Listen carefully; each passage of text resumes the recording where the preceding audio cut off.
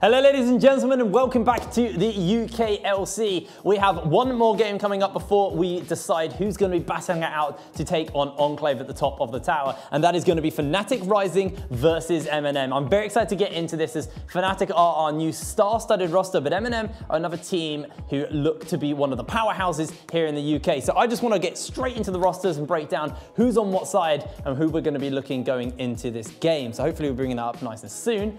But until then, I'm going to talk a little bit more about Fnatic.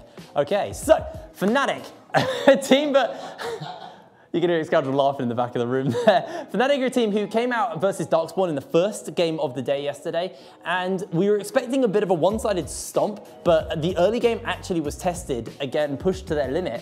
They did pull it back in the mid-game, and their later stages of the game actually look very solid for them. So hopefully you can see maybe an improvement upon that last game. But let's have a little rundown of the rosters. I now do have it. Shikari in the top lane, Dan is the jungler, Magifelix in the mid lane, and it's X, Matty, and Prosper as the AD and support duo. So powerhouse bot lane here. You've got Magifelix, the solo queue god. You've got Dan returning into the UK scene as a powerhouse jungler, and then Shikari, who's the back-to-back-to-back top laner victor of the UK scene. But they will be going up against the Flaming Marshmallows in MnM Gaming, so we'll bring up their roster shortly as well and see, yet again, another pretty star-studded roster here. So let's have a little look who's on the side of MnM.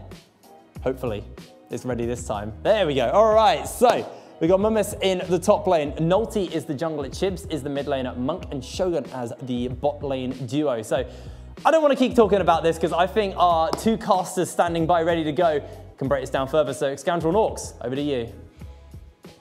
Oh, hey. Oh, we're not alone. Sorry. Oh, sorry, guys. We're having a moment there. Look, this is Valentine's Day stream after all, and you are joining the most smooth and sensual UK League of Legends stream that you've ever been involved in. We should put some ASMR later in. This is no longer the UKLC as a whole. This is UKLC ASMR. So the next game is going to be cast in incredibly smooth and dulcet tones. Ooh. I know. Anyway, guys, I want to hear from you guys. How's your Valentine's Day going? Because this is the UKLC Valentine's Day. We've all given up our time with our respective partners. Well, Orcs is my partner, to be here and bring you the UKLC stream.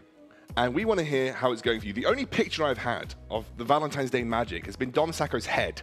So I would like something.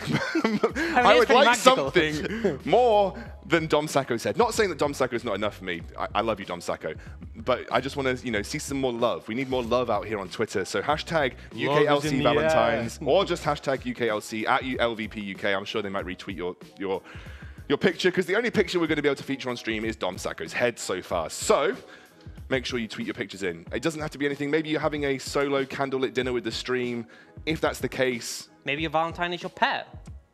Yeah, I mean, you do love your cat an awful amount. Cat, yeah. And my two dogs are bloody annoying, so I'm actually glad that I'm away from them for a little bit. Wow. My 6-month-old puppy won't stop pooping on the floor. I tried to get him to go outside. I'm like, Freddie, here's the outside. Just go to the toilet, please. And he stares at me for literally half an hour. He goes, I'm like, okay, you don't need the toilet. I take him in. 10 minutes later, he just poos all over the floor, and I'm like, oh, for God's sake, Freddie. Anyway, we're into draft phase. It's Fnatic Rising taking on MnM Gaming. Are you getting an insight into my life? I hope no one's having a candlelit dinner, and they just have to hear you talking about dog poop on stream. Well, if you're enjoying a candlelit dinner and you've got the stream on, then hopefully it's not in the middle of a restaurant, because I feel really bad. Right, MnM versus Fnatic Rising, another big game. MnM, they definitely looked pretty solid yesterday, and I'm really impressed with Chibs specifically. We were talking to Cal, who is one of the owners of MnM, and he was essentially saying he messaged him. I just found him on the ladder, and he messaged him and said, "Do you want to trial for our team?" Yeah, and he was like, "Yeah." Surprisingly, that happens, but often it doesn't work out because it turns out, oh, you're a Shaka one trick or something like that. But Chibs actually adapted quite quickly to the competitive sort of champion pool and the strategies, and he had a good performance yesterday. Came out as the MVP. Absolutely, and also, funny little fact about Chibs. Only about 3 people in the UK know what Chibs' real name is. You shouldn't say that because they're going to take that as a challenge. See, he's called Rey Mysterio. Oh, okay. Yeah, that's his name. All right, yeah. He's called Rey Mysterio. He's actually called Rey Mysterio. Okay. Yeah. No, there's a today you learned. On his birth certificate, it's Rey Mysterio. Yes, I'm sure. I'm not trolling you. Okay, whatever. Let's move on. Let's have a look at the draft. Interesting to see, I mean, stuff like the Akali, Cassiopeia, Lucian, that is banned across heavy regions. Won't talk too much about that. But something that's interesting is we've seen the Aurelia and the Yorick banned again. And both of these, I said, they're quite strong split pushes in the top lane.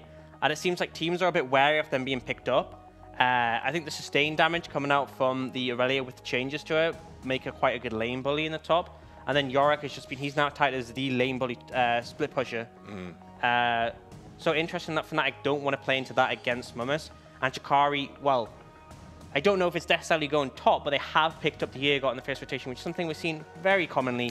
Very strong pick. It has been the most common blue side first pick for most of our UKLC teams across the games. And with Sion still available, MnM don't feel the need to go for it super early on here. They are going to go for the Olaf and the Ezreal. Very sort of immediate pickup of these two. What do you think of that, about that particular, and where do you feel that the draft is going to run from here? I like the Ezreal. I think it's not the sort of stereotypical tech monk and let him carry champion, but I think with Lucian off the table, it is on the higher tier. The Olaf, I think, is pretty solid, but you could end up going into a matchup which isn't too favorable, so it's down to Fnatic what they're going to play into that, but I think it's a fairly solid rotation that doesn't really say too much about that composition yet. I really like the Zoe pickup from Fnatic Rising, because I've seen a lot of Ezreal Zoe compositions that are so hard to deal with because their poke and their objective control. If you're trying to set up Baron and Sleepy Trouble Bubbles are coming over the wall, True Shot Virages are, it's a nightmare. And so I like the fact that they pick up the Zoe, and then they've gone for the Jin Zhao, which is something that I think has a decent early levels into the Olaf. So I think Fnatic have a fairly round draft so far. And now it's up to MnM what they want to pick up here. Well, if you look at the draft phase so far, we've got top, mid, jungle now picked. Now, MnM are now going to make the decision, I guess, between banning a couple of AD carries on the next rotation bans or banning a couple of supports. So what you could probably pick... I would lean towards picking a mid laner here, and then banning away AD carries and then leaving the support pool open. You pick your support first for red side here, so on the 4th pick, and then that means MnM have the priority on it. So if Fnatic want to ban away supports here, they're going to be banning away their own champions. I think MnM should just look at, the Kai'Sa should be taken off the table, potentially either the Xayah or the Sivir, and I think Fnatic, they should get rid of the Sion, and then after that, I mean, whatever you want. Maybe the, who knows? I mean, yeah, you might not want to constrict your own support pool, like you said, so... The Kai'Sa does come through. I envision it's either going to be the Xayah or, like you said, something like the Sivir for sure. You correctly predicted that it is going to be a Sion ban coming through for Fnatic Rising. As you said, it's the most obvious matchup in the top lane. Maybe the Sylas. Maybe the Sylas that could come out as a ban, because I've seen people play that into the Urgot. In the extended trade, Sylas with Urgot Ultimate as well. Yeah, it's pretty. It's got a lot of TP2 potential. Interestingly, they ban out the Morgana. I think that's because they plan to pick their support 4th, and they don't want to get countered. I understand it as well, because I think things at the level of Xayah and Sivir, they're on the sort of same tier. It's pointless just throwing a ban at them. And actually, you're going to see the Alistar, so I think that's more for reaction to the Morgana. Yeah, I would have said so. As for this point, I would be happy to see either a Playmaker if you want to put him on something like Thresh, but a Braum could be decent at blocking the Zoe damage. It really comes down to how MnM want to round out their comp. I guess it just comes up to what Shoguns have to play. He did play Karma yesterday, which was a bit of an interesting one. I would not like to see that now in this blind pick. They're actually going to go for the Jace, so looking for the counter pick bot lane rather than securing that. It makes sense, I guess, since they've already seen what the solo lanes are. This is something that you pointed out, actually, when we were talking to a lot of the teams. You said that a lot of the teams envision Fnatic, and they say that the bot lane tends to be the weaker component of their team. Maybe MnM have sort of pointed their draft at trying to be super aggressive with Monk and Shogun in the bot lane and try and exploit the fact that Matty and Prospera are a fairly passive lane. I mean, yes, you could argue that, but... And they have picked up the Braum, which I think you can bully a bit more than other champions, like a Thresh. I wouldn't be comfortable to take something like Karma into. But you have been put in a position where you have counterpick for your mid and top lane for MnM. Like, LeBlanc is good into the Zoe if you find the opportunity to get on top of her. It's great. The Jace is a good matchup into the Urgot. I think MnM have come out with some strong counterpicks, and they've managed to pick up in the bot lane as well, so they're in a comfortable position. However, Fnatic Rising, still a very strong team, and we saw Dan, even though PFI made so much happen in the early levels, he was so controlled with his clear. He kept ahead in the jungle, and then when he did make something happen, it was to disastrous effect for the other side. I'm looking at these compositions now, and I'm feeling one word in particular for both of them: volatile. Yeah. Everything feels quite volatile in this game, especially for MnM. You know, when you're running with a Jason LeBlanc, it feels like a super volatile, can either go really well or could potentially go really badly for you.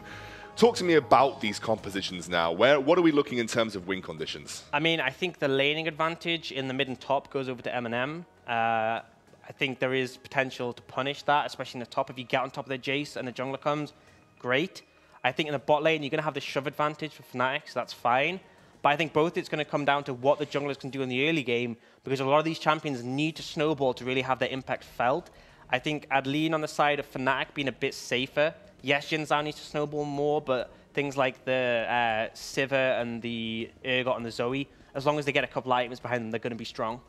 Yeah, I think also looking at xMatty's Sivir, you know that he's going to play safe. Yeah. xMatty is one of those AD carries that will do his job. He'll play front to back, and it will be such an easy time for him. He's not going to be like Inax. He's not going to pop off, dive into the back line, find the solo kills.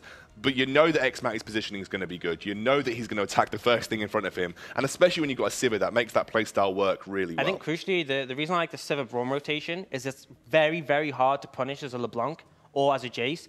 Like, under normal circumstances, you want to dash in, fire a combo at the AD carry. You don't have to deal with the potential of a Braum Unbreakable blocking one of your spells or the Sivir Spell Shield blocking one. It just means it's a lot more dicey. We are jumping into game here between Fnatic Rising and MnM, our second semi-final of the second day of the UKLC here, our Valentines special, and we are on to the Rift. Yeah, so once again, seen fairly standard level ones for people just defending. I expect to see Nulty go for the 3 camps start on the red side of his jungle so he can get those Predator boots early. I'll be interested to see what Dan does in response. He could head over to Nulty's blue buff and try and steal it away, especially as we expect him to have lane priority in the bot lane. Everything quiet, as we said. No crazy level 1s happening in the UKLC so far. You don't often tend to see it too much in competitive, really. I think particularly in a best-of-1 format, it's very risky. Yeah, you don't want to give away anything in a best-of-1 format, like you said, and anything can really happen. Although, I'll be completely honest, I have felt that the better teams have won in the best-of-1s so far in the most cases. I think the favorites have won so far. I think just most teams have gone for a calculated, safe sort of win. With the exception of XL, who's been very much, will let someone carry. But I guess when you trust in your carries, why not? We did see a more controlled game from Fnatic earlier, and we're actually seeing quite an aggressive path coming out from Dan. They could potentially look for... No, they're not looking for the gang. Massive back off from MnM. They're completely respecting the bot lane of Fnatic. But that means, as we talked about, Dan will be able to invade that blue buff and take it away. The expectation is that Nulty is going to spend a lot of time on this red side, and what we're actually seeing is what we call... vertical jungling, where the junglers stick to one side of the map. So Dan is taking control of the bot, and Nulty is taking control of the top side. And essentially they end up with a full jungle clear each, but it just means they're on opposite sides. So MnM are in a very risky position. They don't have support from their jungler, and vice versa. Shikari has no support from his jungler. Monk and Shogun are pushing up a little bit here. They have to be very wary. They have got the vision down, so should be able to see if Dan makes rotations towards their side of the map. But you said they are sticking to that vertical jungling path right now. And actually good from Nulty to react to the fact that he saw Dan move over to his side of the map, and he's just going to respond in kind. It means he won't lose anything for this particular rotation. Dan also still yet to take the Rift Scuttler on his side of the map, so things are actually pretty even. And I think even seeing Nulty leave up a small wolf on the blue side jungle there. He's trying to hit the return clear from Dan. I think it's a smart move, though, because a lot of junglers might just buy into that. I need to clear my red side, get recoil, get my boots. Nulty goes for something that takes him a bit longer, but means he's not starved of the jungle as much as he would be if he let Dan get away with that. And that's something we saw yesterday when PFI had a great jungle performance against Dan in terms of the pressure he could apply, but he did fall behind the farm fairly quickly on, and that meant that he was 2 levels behind the Olaf at times, and it really wasn't a good position to be in. Mumus is slightly ahead, only ever so slightly ahead in that top lane. But that matchup, we feel, should be going to Jace you know, if it stays 1v1 for the majority of the time, although Jace can be a little bit vulnerable to those Xin Zhao ganks if that is where Dan chooses to spend his time. And that is something that we do need to sort of look at, where they generally tend to want to spend their time this game. I mean, that's why it's a great situation. Oh, Shikari's overstepped here, might get punished. He's positioned to not get knocked back.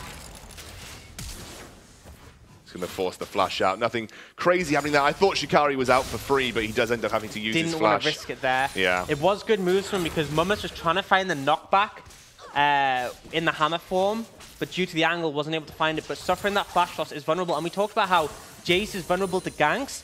This is the issue with that vertical jungling. Dan is nowhere near the top side to try and punish this Jace. So essentially, he's free to put all this pressure on Shikari. Yeah, that's a really nice point that you mentioned, because whilst it's good that you go and get that blue side jungle, it does limit you to that one half of the map. And when you've got a volatile matchup like the Jace and the Urgot, especially if you can get Urgot even slightly ahead, he can start to chunk the Jace with his Qs and look for all-in engages. You are going to relinquish some pressure there, and you have to make up for it by getting some pressure elsewhere. And actually, MnM, they look pretty comfortable just letting Dan flounder on the bottom side of the map, because they know that it's going to be difficult for Dan to make ganks happen when Matty and Prosper are pushing in Shogun and Monk over and over again. Yeah, I mean, one of the crucial things is Monk has been chunked out here, has had to burn a lot of mana to stay alive, but he does have TP. It's not going to be too much of a threat. Seeing some aggression come out in here, forcing ulti out the jungle, and they're going to be rewarded with his wolves. Again, it is a nice advantage, and in higher level teams, it's something you want to take, but it's not exactly a game decider. No, absolutely. And, you know, Nulty, if he can respond quickly enough, he might be able to get towards the blue side jungle. Doesn't look like that's what he's going to do. He just might start taking his own Gromp here and then potentially going for his own blue buff on rotation. And actually, Dan's going to be rewarded with that one extra camp. He's going to get that one extra camp under his belt. Doesn't mean too much, like you said. He's also going to make a nice rotation to the top side of the map and get the Rift Scuttler, which will provide a pretty sizable experience bonus for him. Yeah, and this is sort of textbook Dan. He isn't the sort of jungler who's just going to gank everyone on the map and hope to get big plays. He plays things quite slowly, where he will get small advantages across the map, stealing away a camp here, getting some vision control there. And you can see they have quite good ward control in the river and even a deep ward into the blue side jungle off MnM. So it's a good advantage to have, and it sets up his lanes to play well and carry, but you won't see anything flashy from him yet. Cull picked up on Monk, by the way. He's definitely looking to scale this lane out, not looking to... investment bot lane. That is, yeah. Tier call, that is, oh, I'm playing to be useful later on. No engages will happen in this bot lane, which makes the Thresh pick seem interesting, but I'm guessing that comes in later in the game when they're looking for the hooks towards that middle portion of the map when Ezreal maybe's got 2 items, as Monk is forced to just dive away. Very hard to punish this lane, though. I mean, yeah. You have the Ezreal, and then normally one of the safe picks with it you think is a Tahm Kench, but Thresh is still going to provide that safety with the Lantern. There's not much you can force on this bot lane, and it's a very risky one to dive. So, yes, Monk and Shogun will get pushed in, but they're pretty happy just farming out here until Monk starts to spike on this Ezreal. Although, saying that, Monk's forced to flash, takes an awkward set of hits. He was one auto from death. Yeah, he was one auto from death, absolutely, because the Braum passive would have procced as well. And already having used his teleport... Oh, Monk, I can't believe it! He just absolutely took his eyes off the ball, and Matty picks up first blood with the boomerang. I'm speechless. I am genuinely speechless.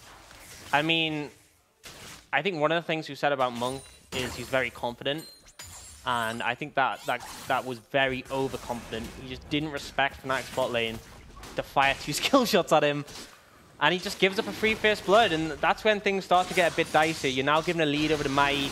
He's on this Sivir, who is going to be a big late game threat. It's given Dan the freedom to start this dragon. They're going to try and make a return kill onto Shikari. Let's see how it goes. I think Shikari's just dead, although he has to be careful as Mummus suppressed.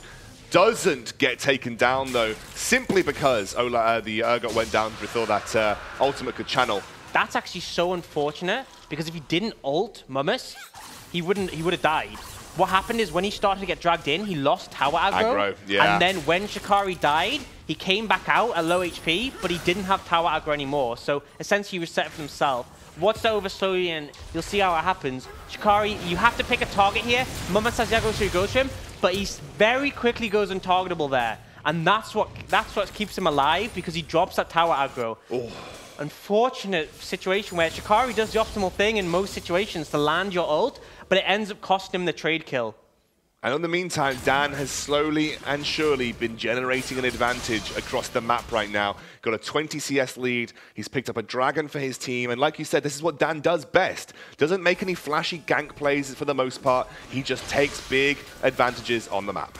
And that's why it's frustrating to play against, because Naughty feels like he has to make something happen because he's just losing the game slowly. This is a significant lead to come out from the Xin Zhao, and he's a champion that we talked about needs an advantage to be useful, but Dan hasn't done anything risky or sort of volatile to get this lead. It's been very structured, very slow, and so it's hard to play against. If Dan was ganking everywhere, you would look to counter-gank, but when he's just taking slight advantages, it feels like there's no option to prevent that.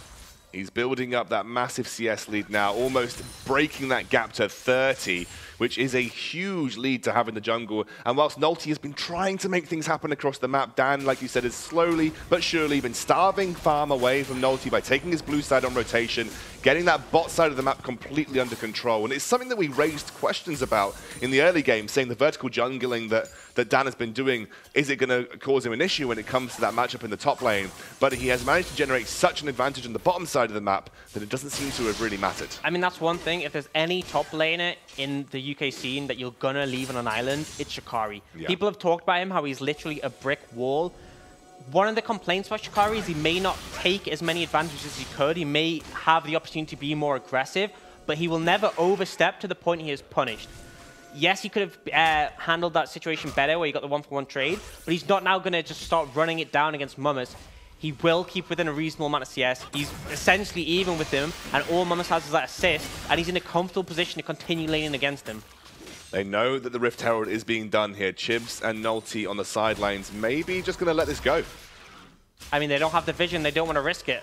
Yeah, they just can't move up. I think they just don't feel confident enough going for this right now as Ezreal tries to steal it away with the True Shot barrage. Wait a second. Oh, he gets the steal! He gets the steal and gets out! Oh! He's so low! Oh! What a flash from Nolty!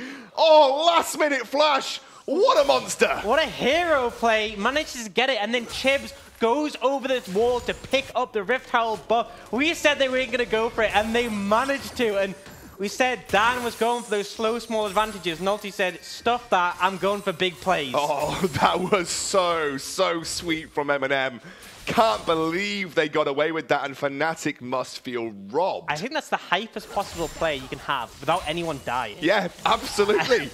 Just absolute blinder for play, and they get away. And the fact that Nolty survived, even dodging away from Magi Felix at the end, just great to see. If Twitch chat isn't pog champing or poggers through that play right there, I don't know what's going to get them to do so. Yeah, big plays from Nolty.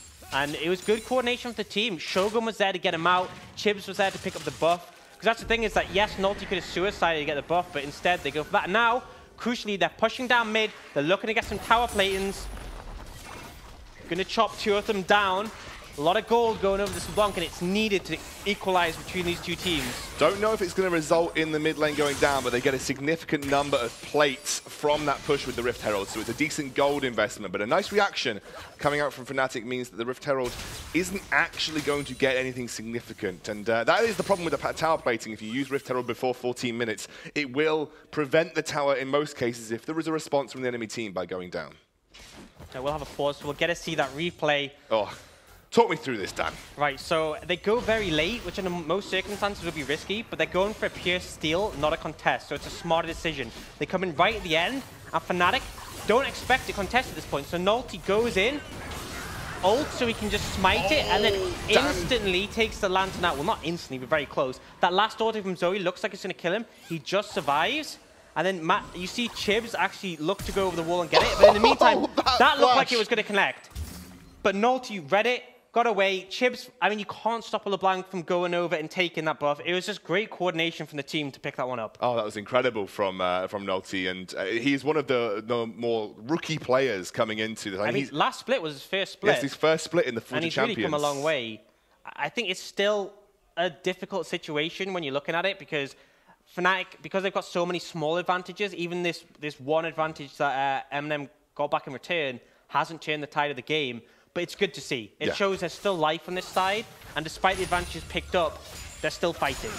That was poggers, though, and actually the gold still pretty much in favor of Fnatic, just from, again, like you said, that CS differential that's been I mean, accrued in almost every lane. The only lane that is in favor of MnM in terms of CS right now is Mumus in the top lane, and even that is pretty slim. I mean, Shikari has been, like you said, a rock. Very difficult to crack. You give him no jungle attention, you gank him, you burn his flash, and then you tower dive him, and he still stays even in CS. He's unwavering, and that's why he's such an asset to a team like Fnatic, because Fnatic, they are not the most flashy team in the world. I think Felix will make big plays, but for the most part, Fnatic are a team who get slow advantages and come out ahead.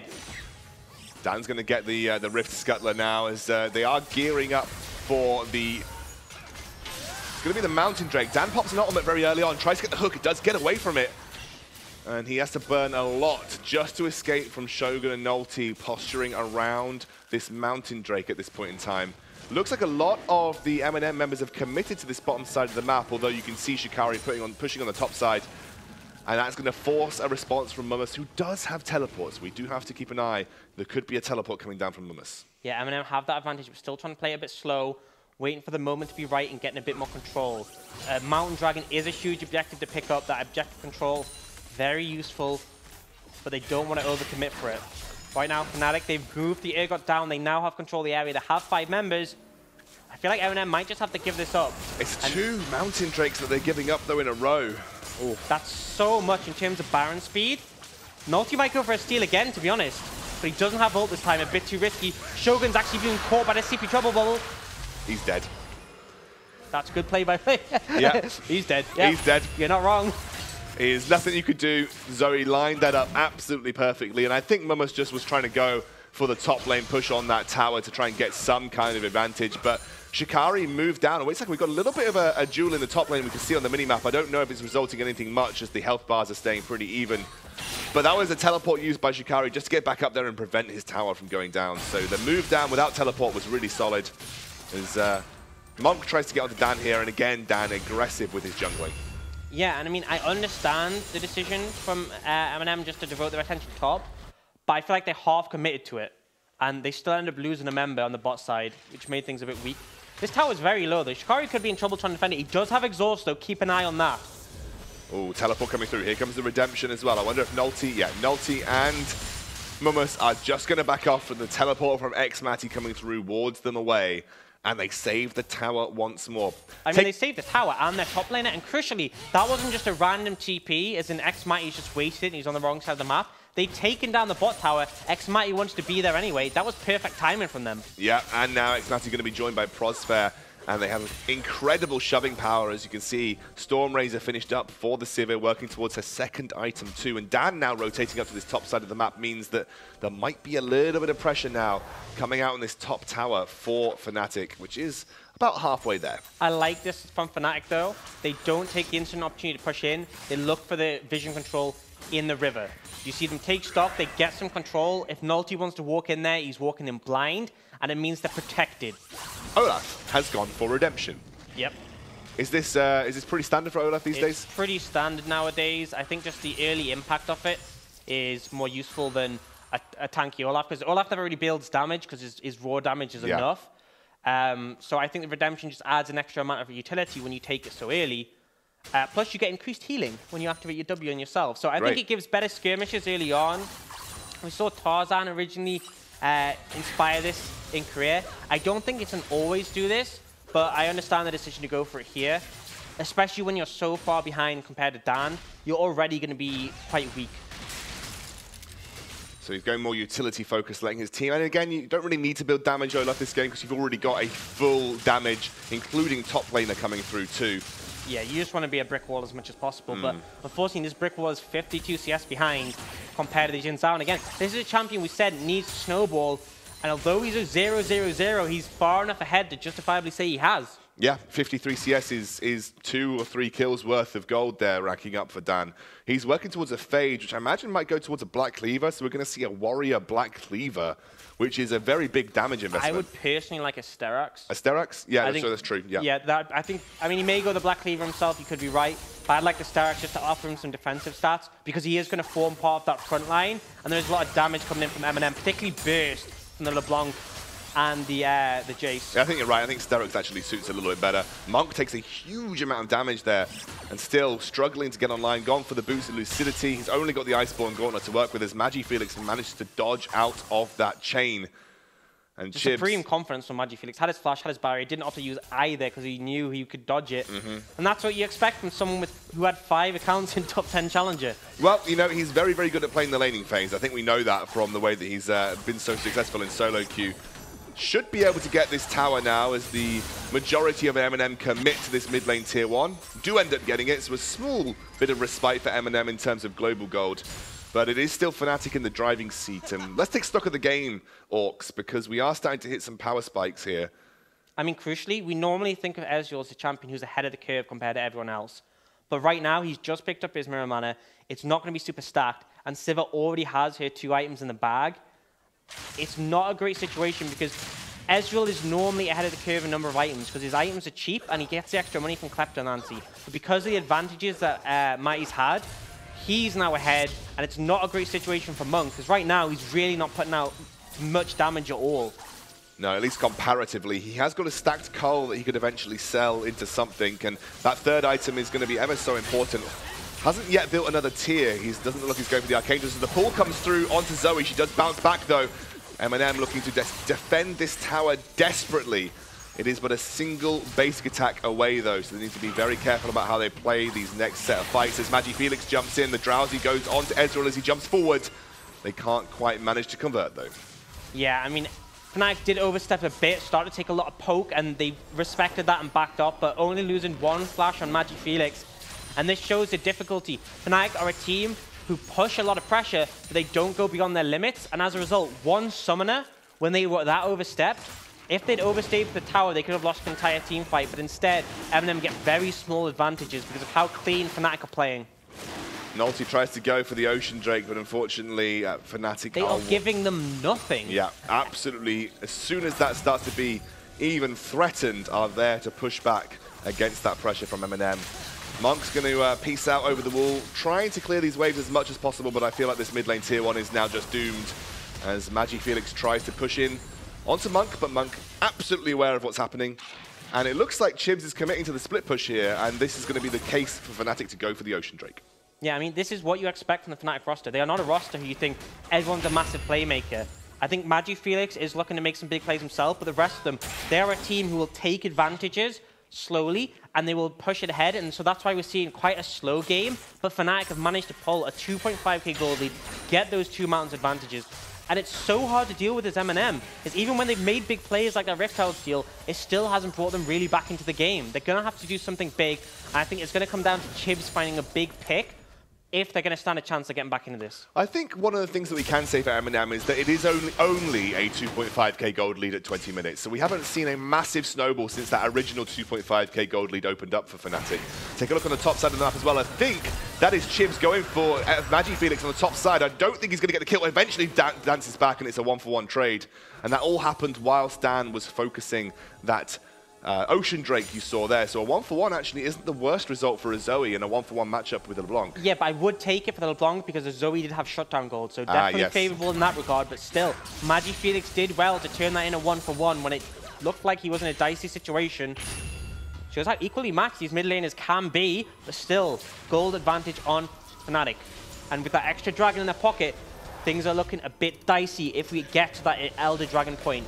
Well, that's one of the things that we haven't mentioned. We talked a little bit about that 2 or 3k gold lead that hasn't really expanded much beyond what we've got so far. But it is 2 Mountain and now an Ocean Drake going over to Fnatic. So those, you can never really assess how much gold that is worth, but it is always a significant advantage when you pick up those kind of objectives. Yeah, I mean, the thing with all those dragons is none of them give an in-combat advantage.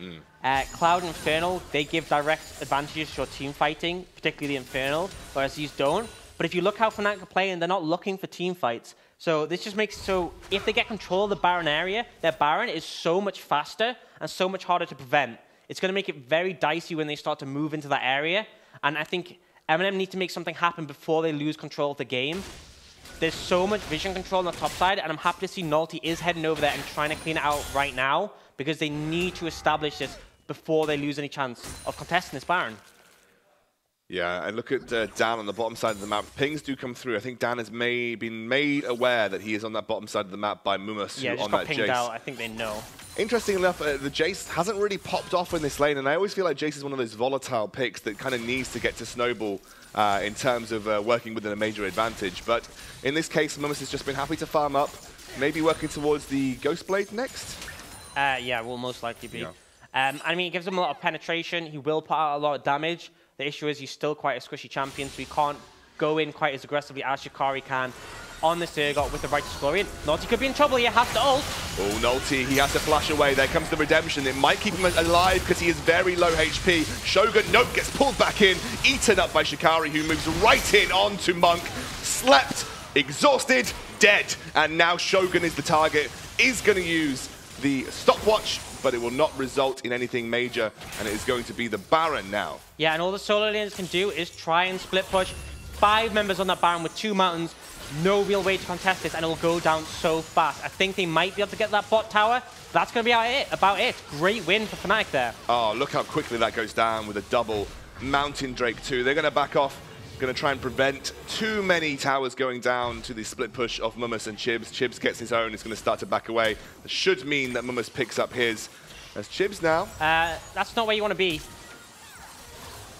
They're going to get the kill onto him. There is another tower, though, picked up by MnM as MnM picks up his on the bottom side of the map, but it is now a Baron Fnatic, and when you go into a 1-3-1 and the team that's got the Baron is the one that's going to be starting to dictate the side lane pressure. Yeah, and that's the thing, is that it may look like, wow, MnM have 5 turrets to Fnatic's 2, that's great. The issue is, now Fnatic have this Baron and a big gold advantage, they're going to start taking all these towers by force. And all that standing gold on the map is going to go into their pockets.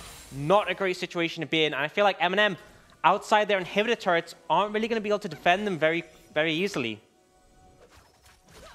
Prosfair now walking up there, looking like they're trying to go for a 1-4 style composition here, trying to push in with the 4 members and the Baron buff. Maybe utilize that Zoe to put pressure on the turret from range. And I think this could be an opportunity for MnM to engage, so if they find the chance. They are trying to zone off. The problem is you can't really defend that top tower. It sticks out like a sore thumb. Felix trying to look for the pick here, but Chibs is as well. They're still respecting the side of MnM, but they have that side pressure from Shikari, and that's the important thing here. Oh, Drowsy comes through, does manage to land the damage onto Nulty. That is Zoe in a nutshell. Unbelievable amounts of damage if you can get that stun. And it right now looks like Fnatic are in the driving seat versus MnM, who fought very well in the first half of this game. But they look like they are slowly losing control as Chibs goes in, tries to get the damage down, but it only really lands onto Prosfair, who has actually played a really solid game himself. I mean, you interviewed Prosfair before we started the UKLC, and Prosfair has said, I am determined to show that I have arms. Yeah, and I mean, this game, he hasn't exactly done anything amazing or mind-blowing, but I think that just shows how strong Fnatic is. When a team has to make big plays like XL to win, oh, we actually seen an all-in from MnM. Shikari does have that shield, and there comes, I think he's just dead, though. Yeah, there's no way he gets out. Yeah. MnM picks up the kill. An uncharacteristic mistake, but Fnatic are going to punish in the mid lane. Uncharacteristic mistake, the bot time for another turret going down as the Drowsy pops there. The redemption comes through, doesn't even land the star paddle. And MagiFelix is just going to back out once more, gets another Drowsy onto Nulty, another huge amount of damage. But that connects, go in! Going onto MagiFelix, loads of shielding though, and MagiFelix gets a killing spree. What a bait as Dan and Prosfair commit. I mean, I was calling for it, I wanted him to go in, but probably wasn't the optimal decision. Does end up getting baited in and turned on. Dan, worst coach in the UK. It's one of the situations you land the hook, you can't not go in on it. It's like the Lee syndrome. You have to, and things aren't looking good for the bot lane of MnM. We said maybe the bot lane of Fnatic are the weak point, but when Monk and Shogun are 0-5-0 combined, I don't think we've proven that this game. No, well, I think all that we have proven is that Prosfair and Xmati are probably one of the best bot lane duos in this entire competition. I think the real test is going to be versus Inax and Mystiques if Fnatic do make it through to this next game. But Fnatic look incredibly clean so far. It has been a slower game. You know, it's not been a stomp, but they put very few feet wrong. Yeah, I think that's the thing that worries me more is that with XL, like, they have moments of brilliance, but they also have moments where they look a bit subpar. So they really can come out strong, and they have, like, XL's faker plays, Mystique's great hooks, But with Fnatic, they don't need that. They just constantly push these advantages, and it just feels overwhelming. It's so frustrating to play against a team like this, because it feels like there isn't really any option to come back into the game. It doesn't feel like you're doing anything wrong when you're the team that are against them. You're just losing. You're just losing. You press tab and you're behind. You make a big play, you're still behind. This reminds me of the Forge of Champions Misfits roster. You never felt that they were making massively flashy plays, but they were just winning. Yeah. And it's very similar for Fnatic here. They're not doing anything crazy. They're just winning, and you can't do anything about it. This could be the chance for MnM, though. They are pushing in. I would like to see MnM try and take a good fight here, if they can land the damage. Chibs goes in, gets a double distortion. Little bit of damage comes through as Monk starting to get slow bits of chips. Look at the bottom side of the map, though. Mummus is pushing into that bot side inhibitor turret. MnM are trying to buy time for him. It's a massive ultimate, and that is an instant kill onto Monk and Shogun as they go down. And now the rest of Fnatic are chasing through. Chibs and Nolty will escape, but it is now a race between Mummus and the rest of Fnatic. And I think Shikari's backing off to deal with Mummus here, so Fnatic should be in a good enough position as Dan dives onto Chibs now. They should be able to get at least... They went for the wrong one. Oh, they went for the clone. Good bait, but still 4 members against 1 now here, and Shikari's going to TP back in. This should be the end for Fnatic. They don't have the members to stop, but they're going to give it a go. MnM pushing in to try and defend this, but Fnatic are not going to let this one go. A very solid, convincing win from Fnatic Rising. And it just felt frustrating for MnM's point of view. It felt like they didn't find a way back into that game. They were constantly behind, and it was just a struggle. And I think the big question mark has to go towards Monk on this Ezreal. That just awful mistake in the laning phase where he gave her a free kill, and then consistently, I mean, testament to MagiFelix for landing all those sleepy trouble bubbles, but it felt like whenever they wanted to go aggressive, one of those would land onto Monk, and suddenly he slept for 2 seconds, and it's just easy for Fnatic to re-engage onto him. I really feel like the story with this roster is that, exactly as you highlighted, they don't do anything crazy, but you check the scoreboard at 15 minutes, and you're 2-3K goal behind. You're like, I haven't done anything. Yeah, I haven't given kills away. I'm still scaling. Yeah. Why are we behind? Why are we losing? Exactly, and it's just, again, driven by Dan. MVP for that game is MagiFelix with an 8-0 KDA, but I think it could have very easily been between Dan and MagiFelix because they were both really solid. I think MagiFelix was more the playmaker, and I think that's why he's such a great player to round out this composition, because he will make the highlight plays when they need them. Everyone else just seems to be doing that slow attrition, constant advantages, and it really sets up a great situation for him to flourish, because MagiFelix has said himself he's had issues in competitive, but when you have such a rock-solid team like he does now, who give you that constant pressure, it's so easy to look good, and he did look good in that game. That was really, really good, and I actually love the word that you used for Fnatic there, attrition.